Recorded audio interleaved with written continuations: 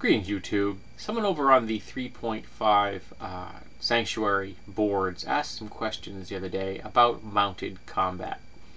And while I wasn't really able to help a whole lot, the people are already queuing up to offer the person assistance before I got there, it did get me thinking about mounted combat in your standard fantasy campaigns. And I've always had a love-hate relationship with mounted combat. Now, I think the iconic image of a knight on his charger barreling across a field towards the enemy with his lance, couched under his arm is wonderful. It's traditional, it's thrilling and stirring. And I'm not sure if games really reflect that all that well. For example, your average person should be terrified when they see this. A charger, I don't know if any of you have ever seen Clydesdales. That's the size of a charger, of a heavy warhorse. They're the size of a Clydesdale. They could be larger. Okay?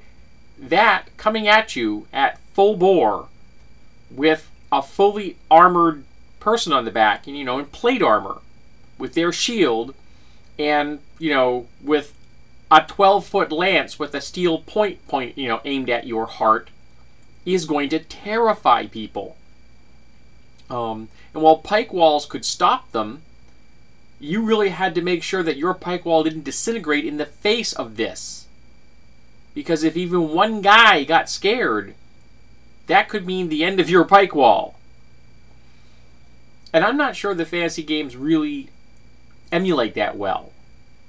Also, in the real world, the investment in a knight in his armor and on that trained warhorse was about equivalent to the investment that we make in our current society in an F-16 and the pilot that flies it. It was a major investment.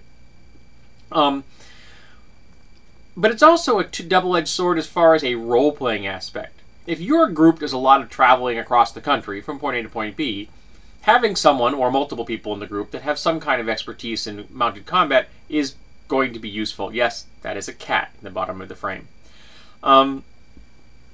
It's going to be handy.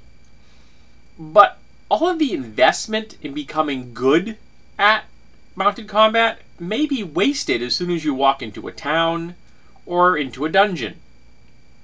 All those investments in skills and in feats or any other mechanic that your fantasy system is using are just going to evaporate. You are now going to be at a deficit in many social situations and in many dungeons type situations. And there's no real way around that in my book. If you get good at being a mounted combatant, you're going to be mediocre at best at other types of things. Social engagements, perhaps, climbing, things like that. You're just not going to have the versatility that someone that doesn't become great at mounted combat.